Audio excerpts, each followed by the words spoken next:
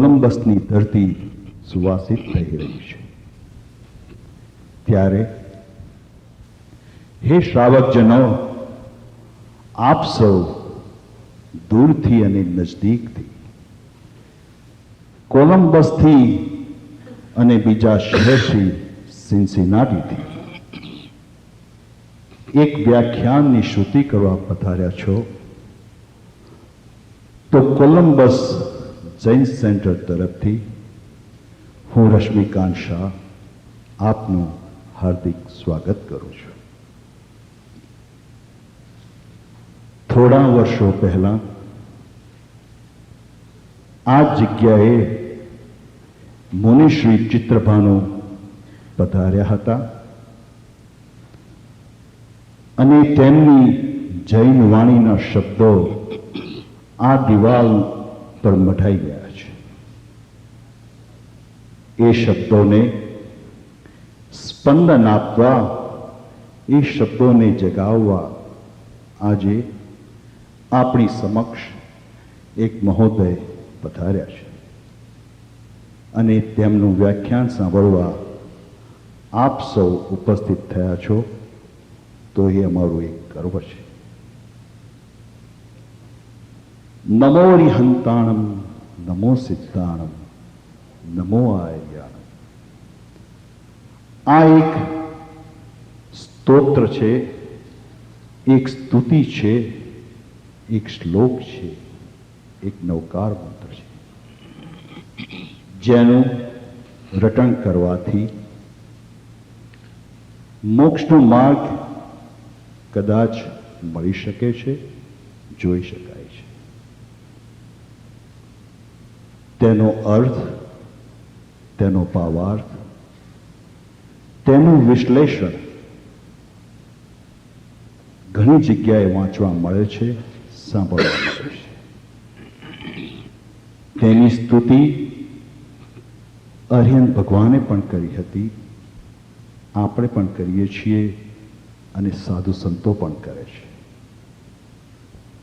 તેનો ભાવાર્થ સમજાવવા માટે એક મહોદય આપણી સમક્ષ ઘણો અભ્યાસ કરીને આજે આવ્યા છે.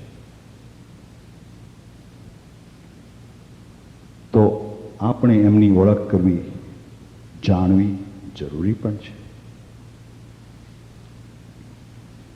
ભારત દેશના અમદાવાદ શહેરમાં થોડા વર્ષો પહેલા એક જૈન બાળકનો જન્મ થયો હતો.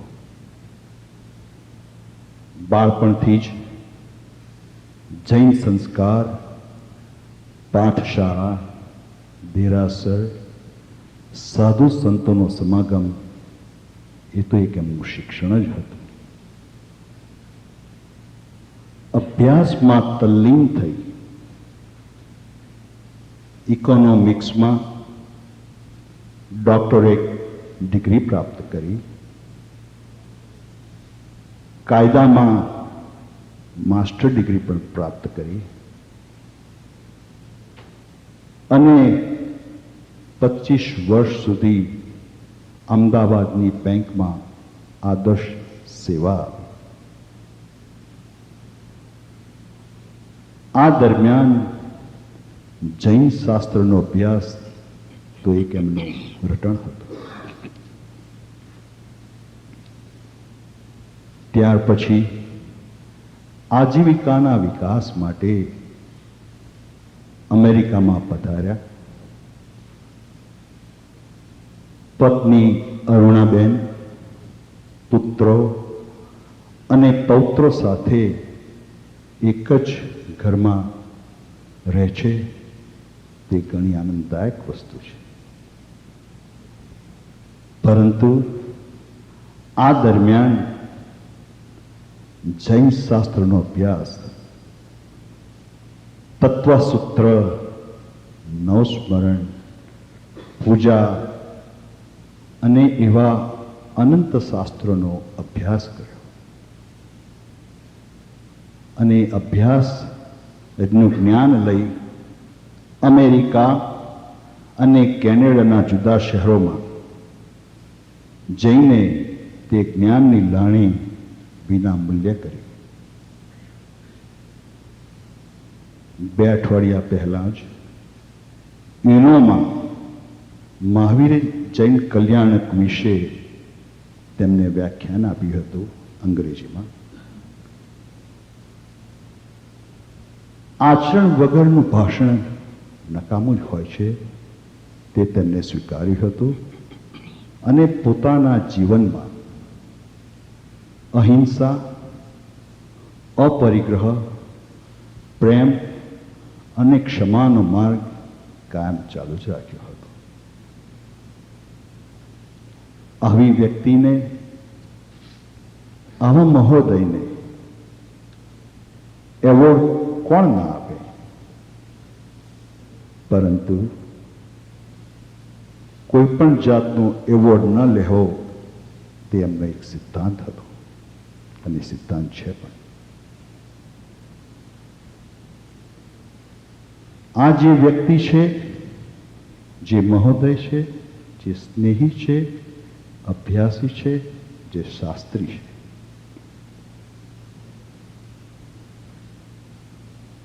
તો એમને કહીશું,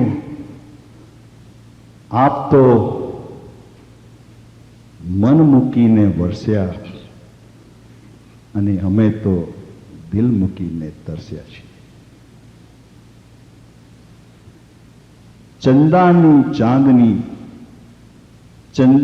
ચાંદનીને પ્રસાવે છે એક ચાંદની, પણ ચંદાને શોધી લાવે છે એક રજની. પરંતુ અરુણાના ઉદય સાથે છુપાઈ જાય છે આ એક રજની. મુરબ્બી, મહોદય, સ્નેહી, શાસ્ત્રી શ્રી રજનીભાઈ, આપનું અમે સ્વાગત કરીએ છીએ અને આપને સાંભળવા અમે તત્પર છીએ. ચાલો આપણે સાંભળીએ. હું પણ આપ સૌને મારા પ્રણામ. શરૂ કરીએ તે પહેલા બોલો શ્રી પાર્શ્વનાથ ભગવાન કી, जिन शासन देव की जय, श्री गणिपीठक यक्ष राज की जय, श्री त्रिभुवन स्वामिनी देवी की અને શ્રી ચતુર્વિધ સંઘ કી જય. ભાઈ રશ્મિભાઈએ જે રીતે ઓળખાણ આપી મારી, આઈ વિશ કે એમણે જે કાંઈ કહ્યું એ હું પુરવાર કરી શકું. એમણે જે કાંઈ કહ્યું એ જ વસ્તુઓ હું પણ હજી પ્રયત્નમાં છું કે I could be what exactly what he said. It's nice of રશ્મિભાઈ અબાઉટ યુ. સૌથી પહેલાં તો હું આપણા કોલંબસ સંઘનું સ્વાગત તો ગઈકાલથી કરતો આવ્યો છું, પરંતુ આજે ભાઈ વિજયભાઈ જોશીના પ્રમુખપણા હેઠળ સિન્સિનાટીથી સંઘ આવ્યો છે, તો એનું આપ સૌનું હું સ્વાગત કરું છું અને અભિવાદન કરું છું. આજનો જે વિષય છે, જે નવકાર મંત્રના અંતર્ગત રહસ્યોનો આજનો વિષય છે.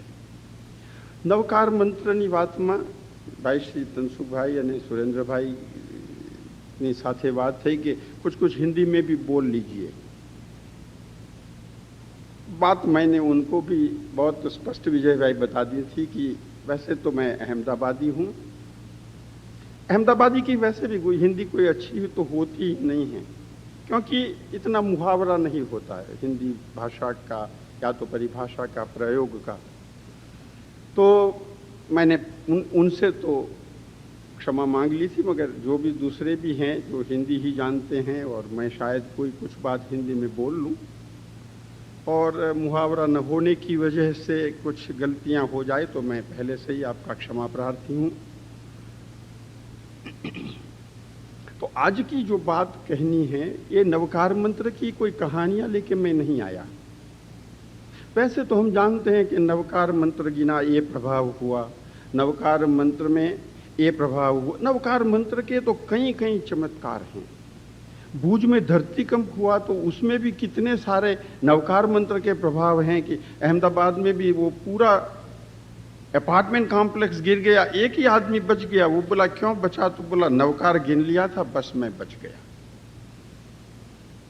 मैं इन सब बातों को लेके आपके सामने नहीं आया, आपके सामने आया हूं। ये जो 25 पेजेस लिखे, वो शायद ये जो फोल्डर हर एक आपको दिया है, वो 25 पेजेस आज हम करने तो वाले हैं ही नहीं, क्योंकि it is too, I mean it needs too many hours for me to do that.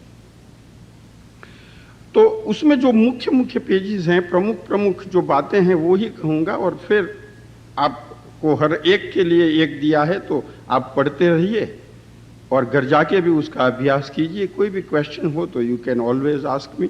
मेरा नाम, एड्रेस, वो सब एक फैमिली डिट भी आपको फोल्डर में देने वाला हूं, उसमें मेरा नाम, एड्रेस, ईमेल, टेलीफोन नंबर सब मिल जाएगा आपको। આજે જે વાત કરી અહીંયા, અને આપ સૌ જાણો છો કે આ જે કાંઈ બધું આયોજન થયું છે એ તો કોલંબસ સંઘને આભારી છે, કોલંબસ સંઘના પ્રમુખ ભાઈ અનીશભાઈ, and at the same time ભાઈ શૈલેષભાઈ અને રાકેશભાઈ, એ બે તો ખૂબ મહેનત કરી છે। શૈલેષભાઈ એવરી અધર ડે મારી સાથે ટેલિફોન ઉપર હોય। શૈલેષભાઈ સિન્સિનાટીનું બધું લાયઝનિંગ કરે, રાકેશભાઈ બધું લોકલ લાયઝનિંગ કરે, which is very, I mean I am grateful to both of them. I am equally grateful, દરેક જગ્યાએ પણ કેટલું કેમ હોય છે એમ, I am grateful also to Kirit Shah, જે અહીંના આ સંઘના વાઇસ પ્રેસિડેન્ટ છે, પણ એના કરતાં પણ એ મારો ભાણિયો છે, હું એનો મામા છું। અને આપણે તો સૌ જાણીએ છીએ કે વાણિયા ભગવાનના ભાણિયા, રાઈટ? અને આ તો મારો ભાણિયો છે, એટલે કિરીટનો આભાર માનું કે ઉપકાર માનું એ તો જાણે એક વાઇસ પ્રેસિડેન્ટ તરીકે બરોબર છે, પણ છતાં એનો પૂરો અધિકાર છે મામા ઉપર। અને એવા એ કિરીટ, એની ધર્મપત્ની ફારુલ, એ બધાનું પણ ખૂબ ખૂબ આભારી છું। અને જન્મ્યો ત્યારથી મને એટલું હેત એના પરિવાર તરફથી, અને દરેકના જીવનમાં બને એમ મારા પણ જીવનમાં। મારી ઉંમર જ્યારે માત્ર 13-14 વર્ષની જ હતી ત્યારે મારા ફાધર ગુજરી ગયા। ફાધર અરિહંત શરણ થયા એ પછીથી અમારા પરિવારની જો કોઈએ પણ જો કાળજી લઈને અમને મોટા કર્યા હોય, લાઈને લગાવ્યા હોય, આજીવિકાના સાધનો પૂરા પાડ્યા હોય, તો એકમાત્ર એક નામ જે મારા બનેવીનું આવે એ જ બનેવીનો આ દીકરો છે। મારી બેન કુસુમબેન અને મારા બનેવી પ્રવીણચંદ્ર, એ બંનેના મારા જીવન ઉપર, મારા પરિવાર ઉપર પણ અપાર અપાર ઉપકારો છે। અને આપ સૌ જાણો છો કે ભારતમાં ફાધર જતા રહે એટલે પછી ઘરમાં જાણે આપણે એક નાનમ આવી જાય, ઘરમાં કેટલી જરૂરિયાતો ઊભી થાય। તો કિરીટના એ પપ્પા મમ્મીનું ઋણ, મારા બેન બનેવીનું ઋણ તો મારા ઉપર આજીવન છે। અને એવો આ ભાણિયો છે અહીંયા, તો કિરીટનો પણ આભાર માનું છું ભાઈ। હવે જે અહીંયા વાત આપણે જે ચાલુ કરીએ તે પહેલા થોડીક એ વાતો પણ હું કરી લઉં કે આપણે જ્યારે પણ કોઈ પણ વસ્તુ ગણીએ ત્યારે હંમેશા પહેલું આવે છે કે ગુરુ સ્મરણ કરવું જોઈએ, જે ગુરુઓએ મને શીખવ્યું છે। ભાઈ રશ્મિભાઈએ જેમ કહ્યું તેમ કેટલા બધા આચાર્ય ભગવંતોની સેવા કરીને હું પામ્યો છું। કેટલીક વાતો તો જે આજે આપ જાણવાના છો, એ વાતો જ્યારે જાણવી હોય ત્યારે મારા સાહેબ પાસે જઈએ તો એમ કે સારું 3 આંબીલ કરીને આવજો, શીખવાડી દઈશ। 18 એકાસણા કરીને આવજો, શીખવાડી દઈશ। અને જ્યારે શીખવાનું હોય ત્યારે બહુ જ સાચા અર્થમાં કહું તો મને જે રીતે મળ્યું છે એ રીતે હું તમને આપતો નથી। તમને એવું નથી કીધું કે આવી નાસ્તો ના કરતા કોઈ પણ હું આપવાનું છું આજે આ વસ્તુ, કારણ કે અહીંયા આખી ભૂમિકા જુદી છે આપણી। કહેવાનો આશય એ છે મારો કે જે કાંઈ મને મળ્યું છે મારા સાહેબો પાસેથી, એમાં સૌથી વધુ મને જો પર્ટિક્યુલરલી આ નવકાર મંત્રની જે બાબતમાં જો મળ્યું હોય તો એ છે નીતિસુરી ગચ્છના ગચ્છાધિપતિ શ્રી પૂજ્ય ભાનુચંદ્ર સુરેશ્વરજી મહારાજ પાસેથી મને મળ્યું છે।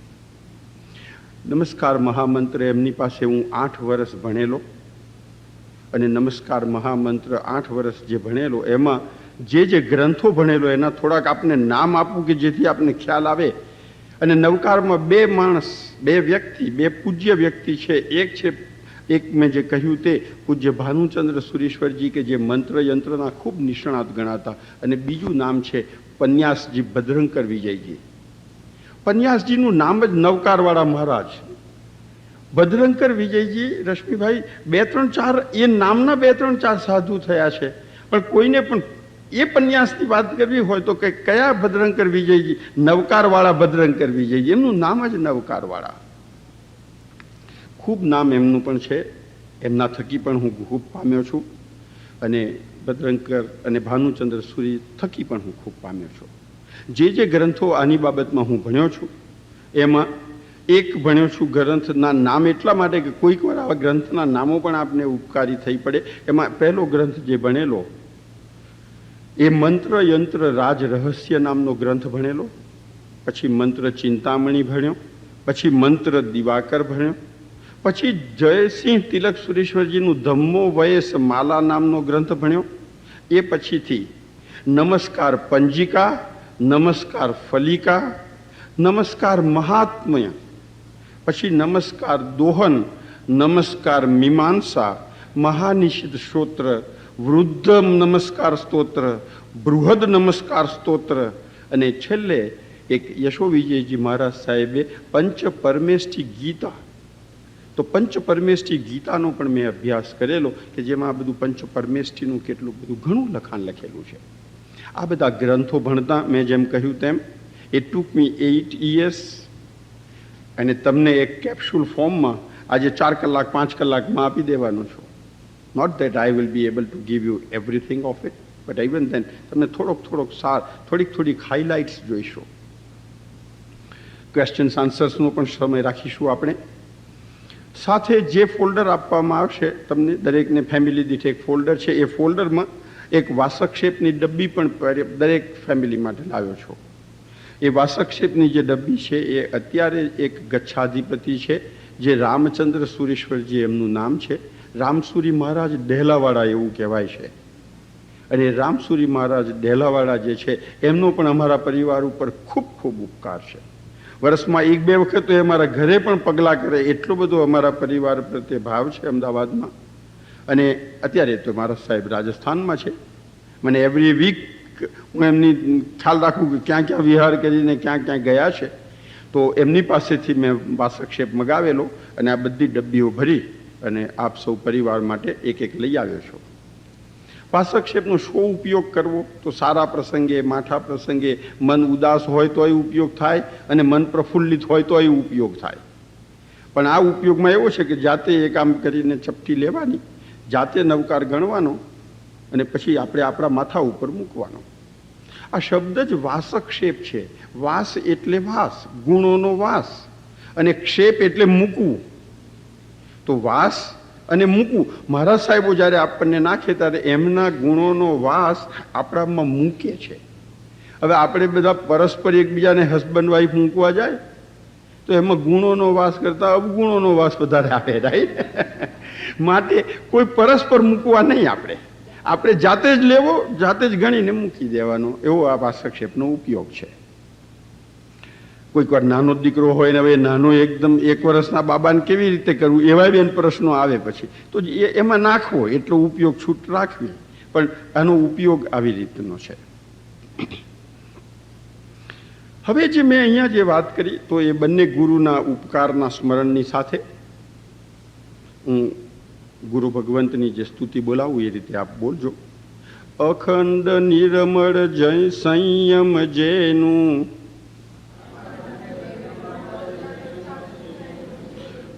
અખંડ નિર્મળ સંયમ જેનું, સદા સુવાસી ચંદન, પરમ શ્રી ભદ્રંકર વિજયજીને અપાર અમારા વંદન. પરમ શ્રી ભાનુ ચંદ્ર સુરીજીને અપાર અમારા વંદન.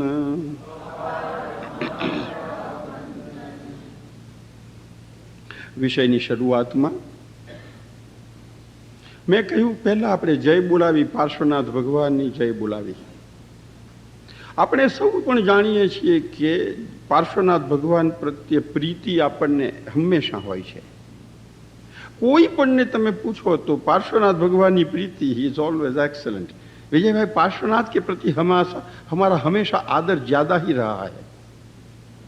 इतिहास भी साक्षी हैं तनसुख भाई कि इस 2600 साल में जितने भी जिनालय बने न, उसमें से 50% से ज्यादा प्रतिशत जिनालयों में मूल नायक तो पार्श्वनाथ भगवान ही हैं. तो मैं कहना यह चाहता हूं कि इतना आदर क्यों? सब तीर्थंकर तो समान है, बधा तीर्थंकरो तो सरखा ज छे.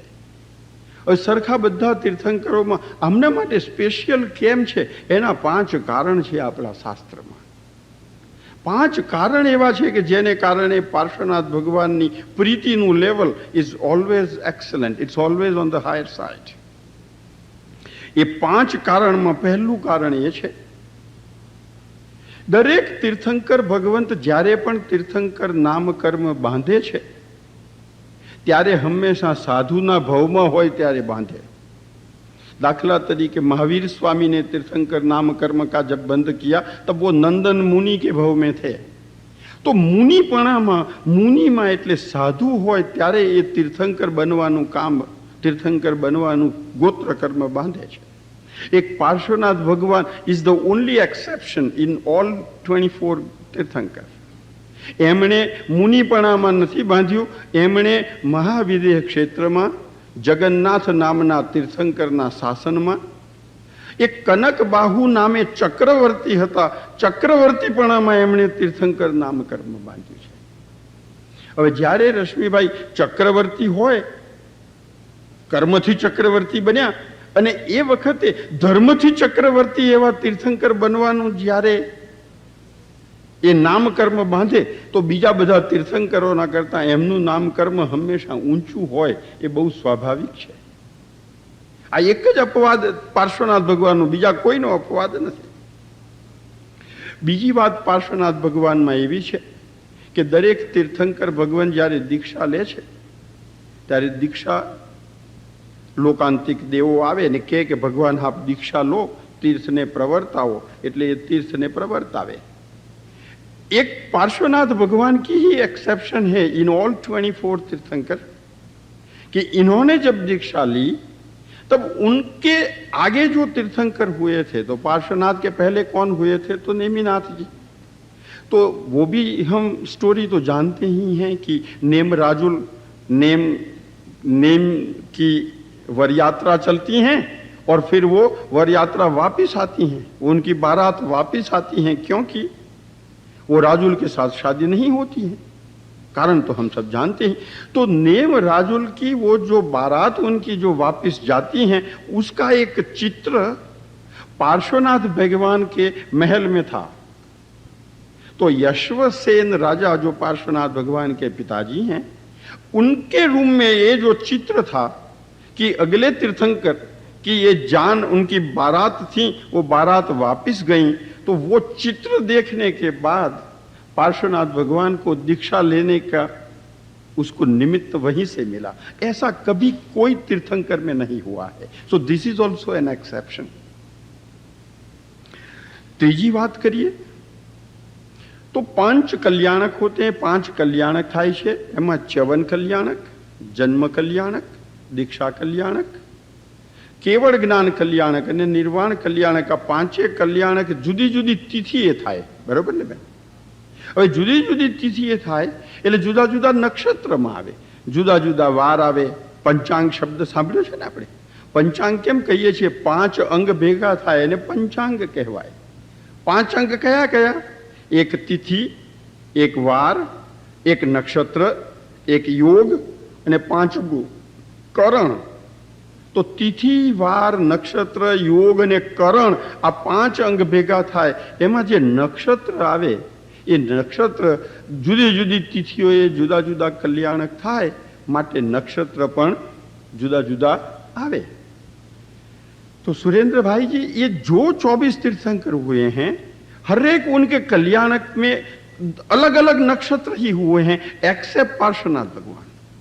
पार्श्वनाथ भगवान का पंच कल्याण, पांचे जो कल्याणक थया छे वो एक ही नक्षत्र में हुए हैं, और वो नक्षत्र का नाम है विशाखा नक्षत्र। वो नक्षत्र ज्योतिष वाली थोड़ी बात है, आप उसको, ये विशाखा नक्षत्र का नाम ही ऐसे पड़ा, विशेषस्य शाखा इति विशाखा। जिनकी शाखा विशेष चले वही विशाखा नक्षत्र में होते हैं। तो एक पार्श्वनाथ भगवानना જ કલ્યાણકો વિશાખા નક્ષત્રમાં થયા છે, માટે પણ પાર્શ્વનાથ ભગવાનનું નામ બહુ જ મોટું, બધાને પ્રીતિકર લાગે છે। ચોથી વાત કરી લઈએ। ચોથી વાત પાર્શ્વનાથ ભગવાનની એ પણ આ કોઈ બાકીના 23 તીર્થંકરમાં બની જ નથી, એ એકલા હમણાંમાં જ બની છે। આ હું એટલા માટે પૂર્વ ભૂમિકામાં સમજાવું છું, આ વાતને નવકાને કાંઈ સંબંધ નથી, પણ પાર્શ્વનાથ ભગવાનની જય બોલીએ બધાને આનંદ આવે। ઇન્ડિયામાં પણ બેન જઈએ તો બધા એમ કહે કે ક્યાં ક્યાં જઈ આવ્યા, તો કે રજનીભાઈ બહુ જાત્રા તો નથી પણ 2 જ થઈ, પાલીતાણા જઈ આવ્યા ને શંખેશ્વર જઈ આવ્યા। આપણે પૂછીએ કે કેમ ભરૂચમાં મુનિ સુવ્રત ભગવાનને ન જઈ આવ્યા, એ કે ના ત્યાં તો નથી ગયા। તો પછી માતરમાં સુમતીનાથ ભગવાનને તો જઈ આવ્યા, ના ત્યાંય ના ગયા, કારણ પાર્શ્વ શંખેશ્વર તો જવું જ પડે। કહેવાનો આશય છે, એટલે હું સમજાવું છું અહીં કે 24 તીર્થંકરમાં આ એક જ તીર્થંકર એવા છે કે જે તીર્થંકરના છેલ્લા ભાવમાં નીચે આવે, એ નીચે આવતા પહેલા તો એ દેવલોકમાં હતા, તો દેવલોકમાંથી એ નીચે એમની માતાનું મુખ જોવા માટે આવ્યા। भारती बहन जी, वो उनकी जो माता बनने वाली थी अगले भाव में, वो कैसी लगती हैं, कैसी दिखती हैं, उनको देखने के लिए देवलोक से आए। ऐसा कभी कोई तीर्थंकर ने अपनी माता कैसी दिखती हैं वो देखने के लिए कोई नहीं आए। तो ये देखवा माटे आव्या ने ये जोवा माटे जे आव्या छे, जेने पंचकल्याणकनी पूजानो जो ख्याल होय, હવે એ જોવા આવ્યા તો કેવી રીતે આવ્યા? એ દેવ તરીકે આવ્યા, નાનું બાળકનું રૂપ લઈને આવ્યા। एक बालक का रूप सुरेंद्र भाई लेके आए। वो बालक का रूप लेके वो उनकी माताजी जब जिनालय जाती थी तो रास्ते में वो तो राजरानी थी वामा देवी जी, तो वो उनको दर्शन के लिए जो भी जितने भी खड़े रहते थे, बस उसी में वो बच्चे के रूप में वो भी खड़े रह गए। और उनकी माता जब आई तो उनका दर्शन किया। 1 मिनट ब्रेक करिए, बता बेसी जाओ यार।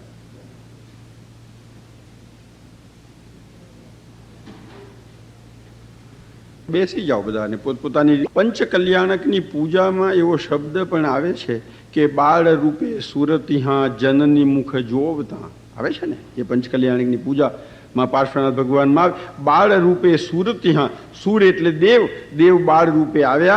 શા માટે આવ્યા? જનની મુખ જોવતા, જનનીનું મુખ જોવા માટે। તો આવું પણ કોઈ પણ તીર્થંકરે નથી કર્યું, એકલું પાર્શ્વનાથ ભગવાને કર્યું છે, માટે પણ એમનું નામ બધા કરતાં થોડું મહાન છે। 5મી बात ये है कि ये बात भी किसी के बारे में नहीं बनी। 23 तीर्थंकरों पार्श्वनाथ भगवान को अलावा, पार्श्वनाथ भगवान ना अलावा कोई पण तीर्थंकर में ये नहीं बनाया। और 5वी बात यह है कि भगवान ने જ્યારે પણ जब भी केवल ज्ञान होता है तो समोवसरण की रचना होती है। समोवसरण में भगवान देशना देते हैं, हर रोज दोपहर यानी कि 6 घंटे देशना देते हैं। 23 तीर्थंकरों ने देशना तो अवश्य दी थी, मगर देशना सुनते समय सुनते किसी भी साधु साध्वी श्रावक या श्राविका, ये चतुर्विध संघ में से किसी भी व्यक्ति को देशना सुनते सुनते समोवसरण में केवल ज्ञान की प्राप्ति नहीं हुई। बाद में हुई है, मगर समोवसरण में कभी केवल ज्ञान नहीं हुआ है। वो एक्सेप्शन एक पार्श्वनाथ भगवान के ही किस में है। पार्श्वनाथ भगवान જ્યારે દેશના આપતા હતા ત્યારે એક સાગર દત્ત નામનો શ્રાવક હતો, અને એ શ્રાવકને દેશના સાંભળતા દેશનામાં જ સમોવસરણમાં જ કેવળ જ્ઞાન થઈ ગયું। તો આવું પણ એક કારણ પાર્શ્વનાથ ભગવાનનું સમજાવવામાં આવે છે. આ 5 કારણ પાર્શ્વનાથ ભગવાનના છે.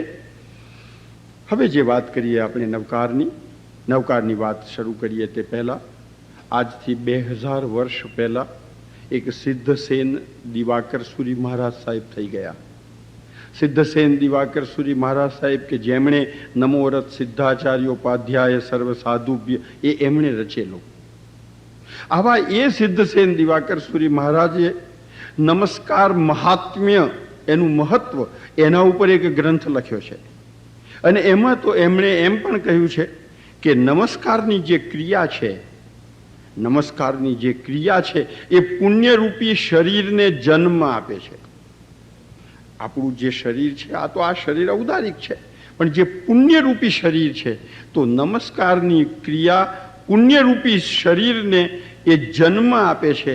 માટે નમસ્કારને પુણ્યને જન્મ આપનારી માતા તરીકે કહેવાય છે. અને જ્યારે આજે માતા તરીકે કહેવાય છે તો માતાઓ અહીંયા બેઠા છે. અને આજે પાછો કોઇન્સિડેન્ટલી હેપી મધર્સ ડે છે, તો બહેનોને મારા હેપી મધર્સ ડે એ પણ સાથે સાથે કહી દઈએ આપણે. બાળકોએ એક હમણાં અરહંતો ભગવંતો ઇન્દ્ર મહિતા કહ્યું, અને આ ફોલ્ડરમાં પણ આપ જોશો કે નીચે લખેલું છે અરહંતો ભગવંત ઇન્દ્ર મહિતા. એ જાણો છો એટલે એમાં તો આપણે જોવાની જરૂર નથી, પણ હું એક અહીંયા જે મારે કહેવું છે તે એ છે કે આ બન્યું ક્યારે. ઘણી વાર રશ્મિભાઈ એ ખબર નહીં હોય કે અરહંતો ભગવંતો સૂત્ર કોણે બનાવ્યું, આ શ્લોક કોણે બનાવ્યો. શૈલેષભાઈ, આ શ્લોક આજથી 780 વર્ષ પહેલા બનેલો છે. 780 years before.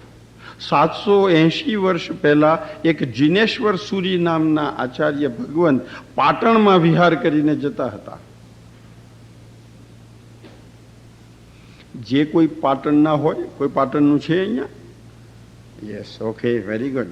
પાટણમાં બેન એક સરસ્વતી નદી છે. એ સરસ્વતી નદી પાસે જિનેશ્વર સુરી મહારાજ આવીને ઊભા રહ્યા, અને ઊભા રહીને નદીને એવું કીધું કે સાધુ ભગવંતો કાચા પાણીને અડતા નથી, માટે હે નદી માતા તમે વહેવાનું બંધ કરી દો થોડો ટાઈમ, અને વચ્ચે જે ક્લિયર થઈ જાય રસ્તો, એ ક્લિયર રસ્તામાં અમે નદી પાર કરીને પાટણ ગામમાં જઈએ. હવે બોલો, આવું આપણે કોઈ નદીને કહીએ કે મારે કાચા પાણી નથી, ઊભી રહે નદી આપણા માટે? પણ સાધુ ભગવંતો માટે એવી લબ્ધિ હોય તો ઊભી રહે, પણ આ જિનેશ્વર સુરી મહારાજ માટે નદી ઊભી ન રહી. અને નદી ઊભી ન રહી એટલે પરિસ્થિતિ શું થઈ? કાચા પાણીને અડવું પડ્યું. કાચા પાણીમાં પગ મૂકીને જિનેશ્વર સુરી મહારાજ આજથી 780 વર્ષ પહેલા પાટણમાં ગયા. અને પાટણમાં ગઈને એમણે નક્કી કર્યું કે જ્યાં સુધી સરસ્વતી દેવીની સાધના કરું નહીં, અને જ્યાં સુધી મને એવી લબ્ધિ થાય નહીં કે પાટણમાંથી બહાર નીકળું ત્યારે સરસ્વતી નદીએ વહેતું પાણી બંધ કરી દેવાનું, એવી લબ્ધિ થાય ત્યારે જ હું આહાર વાપરીશ. કેટલા વર્ષ એમને કેટલા મહિનાઓ ઉપવાસ કરવા પડેલા ખ્યાલ છે આપને ભાઈ? એમને પાટણની અંદર 128 દિવસના ઉપવાસ કર્યા. 128 દિવસના ઉપવાસ પછી સરસ્વતી માતાજી પ્રસન્ન થયા, અને એ વખતે એમણે લબ્ધિ થઈ. અને જ્યારે પાછા જાય છે ત્યારે સરસ્વતી માતાને કહે છે કે સ્ટોપ. એ નદી, સરસ્વતી માતા નહીં, સરસ્વતી નદીને સ્ટોપ કીધું, અને સરસ્વતી નદી પાણી વહેતું હતું એ બંધ થઈ ગયું. એવો આનો પ્રભાવ છે. એટલે આપણે અરહંતો, હવે આપણે તો જીવનમાં કયું વહેતું પાણી છે? કર્મ નામનું પાણી વહેતું આવે જ છે. તો જે કર્મ જે છે એ કર્મને રોકવાના, કર્મ નામના પાણીને આપણે હંમેશા કેવી રીતે, એટલે કે સંવર ગુણ, આશ્રવ કા નિરોધ, સંવર ગુણ. તો સંવર ગુણ કેટલો આનાથી આવે એ આ અરહંતો ભગવંત ઇન્દ્ર મહિતામાંથી આવે છે. આવા રચયિતોના નામો આપણે જાણીએ ત્યારે એનું મહત્વ સમજાય કે કેવું કેવું ને કેટલું એનું મહત્વ છે. જ્યારે પણ નવકારની વાત કરીએ ત્યારે સૌથી પહેલો શબ્દ આવે છે નવકાર. पहलू हम नव અને કાર શબ્દ બોલીએ तो हमारे मन में एम थाय छे कि ये शब्द कहाँ से आया, नवकार शब्द क्यांथी आव्यो। कोई पण शब्द बने त्यारे ये शब्दनी पाछळ, दरेक शब्दनी पाछळ एक एक स्पेसिफिक एक व्युत्पत्ति शास्त्र छे, जेने आपणे इंग्लिशमां कहीए तो सायन्स ऑफ लेक्सिकोलॉजी और सायन्स ऑफ इटिमोलॉजी। क्यांथी शब्द बने छे एवुं ज गुजरातीमां पण बने, एवुं ज संस्कृतमां पण बने, एवुं ज इंग्लिशमां पण बने। शब्द लईए आपणे, दाखला तरीके मानव शब्द लईए छीए तो मानव शब्द शेमांथी बन्यो? मां एटले माता, अने माताना गर्भमां केटला महीना रह्या? अने माने 9 भेगुं करीए तो शुं थई जाय? मानव थई जाय छे। शब्द आवी रीते बने, मां અને 9 મહિના રહ્યા, માને 9 ભેગું કરીએ એટલે શબ્દ બની જાય માનવ। હવે માનવમાં બધા રહે, પુરુષ હોય રહે ને સ્ત્રીઓ પણ, એટલે બહેનો પણ 9 મહિના રહે, બધાને માનવ કહી શકાય। એમ શબ્દોની રચનાઓ જે છે એમ દરેક શબ્દમાં આવું આવું ક્યાંક ને ક્યાંક, આજે શબ્દ લઈએ નાટક, બરોબર છે, એ શબ્દ ક્યાંથી આવ્યો? નાટકે, એનું નામ નાટક, ખરું કે નહીં? બોલો, નાટકમાં જે લહેકા જોઈને આવીએ એવા ઘરે કરીએ ભાઈ, એ ઘરમાં ટકે નહીં, એ ત્યાં ટકે। એ બધું ત્યાં શોભે, ઘરમાં ન ચાલે। ઘરમાં તો એવા લહેકા કરીએ તો એમ કે જમવાનું કાઢ, એમ એક પુરુષ હોય તેવું કે, પત્ની ભાઈ લહેકા કરે તો એ એની રીતે જવાબ આપે। શબ્દો જ્યાં જ્યાં પણ બને છે ત્યાં હંમેશા એક ચોક્કસ એ હોય છે। આપણે શબ્દ બોલીએ છીએ પાલીતાણા, પાલીતાણા શબ્દ ક્યાંથી આવ્યો ખ્યાલ ન હોય તો એ હું કહું આપને કે એક મહારાજ સાહેબ હતા, पादलिप्त सूरी महाराज હતા। पादलिप्त, पाद का ये अर्थ होता है चरण और लिप्त का होता अर्थ है लेप करवो, उसका लेप करना, लिप्त करना। ये महाराज साहेब ने एवी लब्धि हती કે એમના પગે એ ભાતનું ઓસામણનો લેપ કરે, ભાતનું ઓસામણનો લેપ કરે તો એ ઉડી શકતા, હી કેન ફ્લાય। આકાશગામીની વિદ્યા એમની પાસે હતી। એ વિદ્યા કેવી રીતે? જે આકાશગામીની વિદ્યા જે છે એ વિદ્યા તો આના કરતા મોટી છે, પણ આમની પાસે એટલું જ હતું એટલે એ જ્યારે વોરવા માટે આવે અને શૈલેષભાઈ આપણા ઘરે આવીને કે મને ભાતનું ઓસામણ આપજો, તો આપણે શું સમજીએ કે આજે મહારાજ સાહેબ હવે વિહાર કરીને જતા રહેવાના, ઉડીને જતા રહે। તો એ જેવો એ પાદલિપ્ત, એમનું નામ જ એવું પડેલું કે પગે લેપ કરનારા મહારાજ, એ પાદલિપ્ત સૂરી મહારાજ આવી રીતે લેપ કરીને ઉડી જતા। આ ઘેરજીન પ્રયોગ ના કરતા ઉડાશે નહીં પડાશે આપણે તો, આ તો બધી મહારાજ સાહેબોની વાતો છે। અને એકલું ભાતનું ઓસામણ નતા કરતા, એમાં બીજી 108 પ્રકારની ઔષધિઓ ભેળવતા। એ પાલીતાણાના ઇતિહાસમાં એમ કહે છે શત્રુંજયના કે સૌથી છેલ્લા લાસ્ટ કોઈ મહારાજ સાહેબ ઉડીને આકાશ માર્ગે વિહાર કરીને જો ગયા હોય તો એ આ પાદલિપ્ત સૂરી મહારાજ છે। એટલે શત્રુંજય મહાત્મય નામના ગ્રંથમાં એવું લખ્યું છે, પાદલિપ્ત તાણાણમ, એટલે પાદલિપ્ત ત્યાં આવ્યા, મોક્ષેણમ જાણાણમ। પાદલિપ્ત તાણાણમ મોક્ષેણમ જાણાણમ, એનો અર્થ શું થયો કે પાદલિપ્ત ત્યાં આવ્યા, હવે પાદલિપ્ત તાણાણમ, એમાં પાદમાંથી પહેલો અક્ષર કયો લીધો? પા, અને લિપ્તમાંથી પહેલો અક્ષર લી, અને તાણાણમમાંથી છેલ્લા પહેલા 2 અક્ષર। પાલીતાણા શબ્દ આવી રીતે બન્યા છે। હવે બોલો, આપણે પાલીતાણા જઈએ ભાઈ અને બોલો મહારાજ ત્યાં જઈને પાદલિપ્ત સૂરી મહારાજને વંદને ન કરીએ મનથી કે આપના ગામે આવ્યો છું, ખરું કે નહીં? એટલે કેટલીક વાર આપણી તીર્થયાત્રાઓમાં આવું થાય છે, શત્રુંજય જઈને આવીએ અને બોલો શત્રુનો જય તો થયો જ ના હોય, એટલે 40 કલાક કામ કરી આવીએ અને પેચેક લીધા વિના ઘેર પાછા આવીએ, એવી દશા થાય છે। તો એવી કરવાની નહીં। હવે થોડુંક જોવાનું કે શત્રુંજયની આટલી જાત્રાઓ કરી તો શત્રુ ઉપર જય કેટલો આવ્યો? ક્રોધ ઘટ્યો, લોભ ઘટ્યો, માન ઘટ્યું, માયા ઘટી, રાગ ઘટ્યો, દ્વેષ, કશું ઘટે નહીં તો શેના માટે આપણે ટાઈમ બગાડીએ છીએ ભાઈ? હું એમ નથી કહેતો કે હવે ના ટાઈમ બગાડવા જતા, હું એમ કહું છું કે ત્યાં હજી વધુ ને વધુ જજો, પણ મેં જે કહ્યું એમ એનું ફળ, એનું અસર, એના ફ્રૂટ્સ આવ્યા કે નહીં, એનું રિઝલ્ટ બેઠું કે નહીં, એ તો જોવું જ પડે આપણે. આવા શબ્દો જેટલા પણ જોઈએ આપણે, બધા શબ્દો આ જ રીતે બને છે. કેટલીક વાર એવું બને કે શબ્દ કંઈક બન્યો હોય ને આપણે એને પોલ્યુટ કરી દીધો હોય. દાખલા તરીકે તિથિ શબ્દ છે. તિથિ એટલે આપણે જે જાણીએ છીએ કે આજે અમાસ છે, કાલે એકમ બેસતો મહિનો થશે, એમ તિથિ. તિથિમાં જે ન માને, તિથિમાં જે માનતું જ ન હોય એને આગળ લગાડી દો, અતિથિ. એને અતિથિ કહેવાય. તિથિમાં કોણ ન માને? તો સાધુ ભગવાન તો તિથિમાં માને નહીં, એ અમાસના દિવસે વિહાર કરવા જાય. અને બેન આપણે મારા સાહેબને કીધું, એક સાહેબ મારે વિઝા લેવા જવું છે અમેરિકાનું, સારું મુહૂર્ત કાઢી આપો. અને બેન મારા સાહેબ કે સારું અમાસના દિવસે જજો. તો શું બેન તમે શું કહો? બેન સાહેબ એ દિવસ નહીં ફાવે, બીજો કાઢી આપો ને સારો દિવસ. આપણે તિથિમાં માનનારા છીએ. આપણે કે સાહેબ બેસતા મહિને જઈએ, લાભ પાંચમે જઈએ, આમ આપણે આપણા કારણ કે તિથિ વાળા છીએ. તિથિમાં ન માને એને અતિથિ કહેવાય ને. એટલે શ્રાવકનું 12મું વ્રત છે અતિથિ સંવિભાગ વ્રત.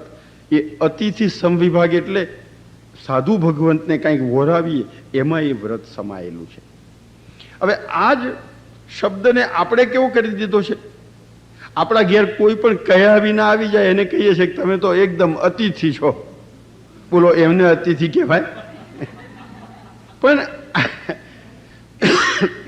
શબ્દોની ઉત્પત્તિ ક્યાંક હોય અને કંઈક આપણે વાપરતા થઈ જઈએ છીએ.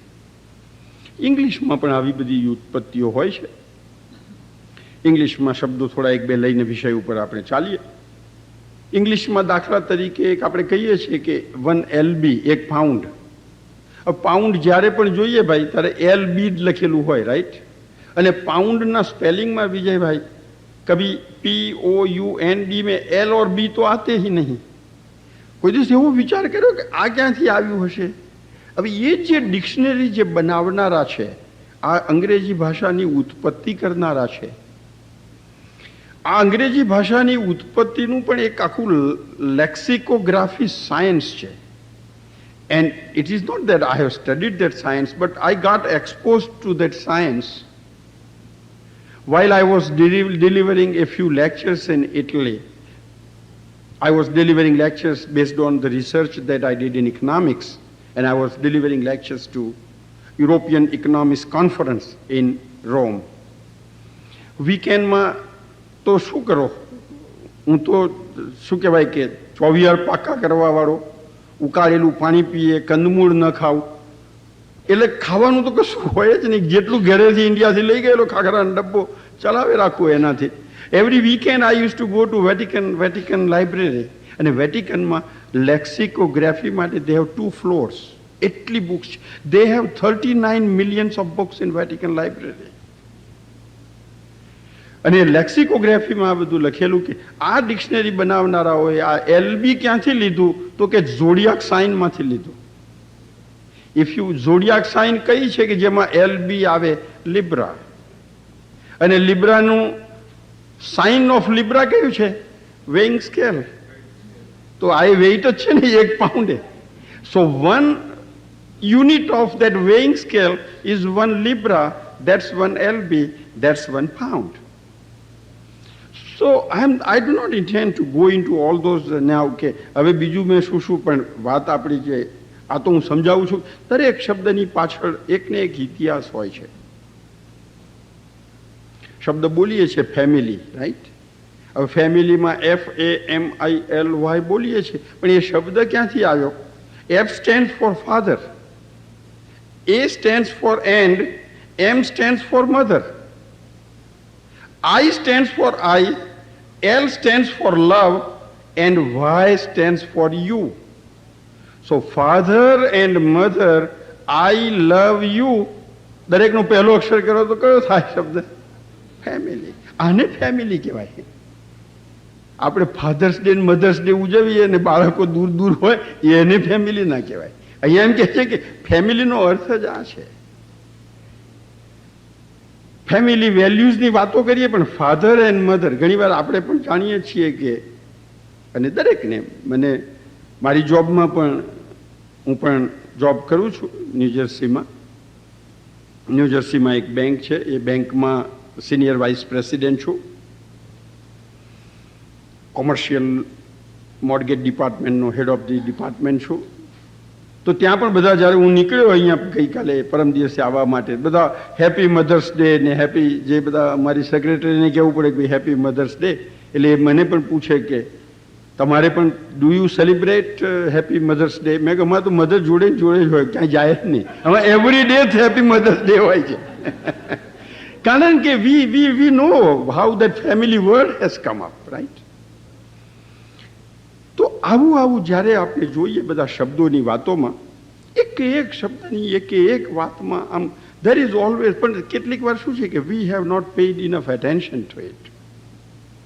ગુજરાતીમાં વાત કરીએ તો ગુજરાતીમાં એક શબ્દ આપણે બોલીએ છીએ, પરમાત્મા શબ્દ બોલીએ છીએ, રાઈટ?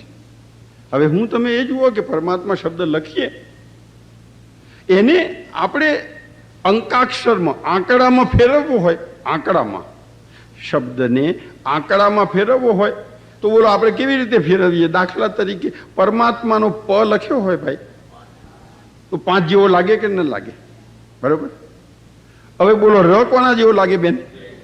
બરોબર. તો બોલો 5 ને 2 નો સરવાળો કરીએ કેટલા થાય? 7 થાય ને. અને મા એટલે 4 કરવાનું, અને ઊભી લીટી 2 કરીએ ને 4.5 થયા ને.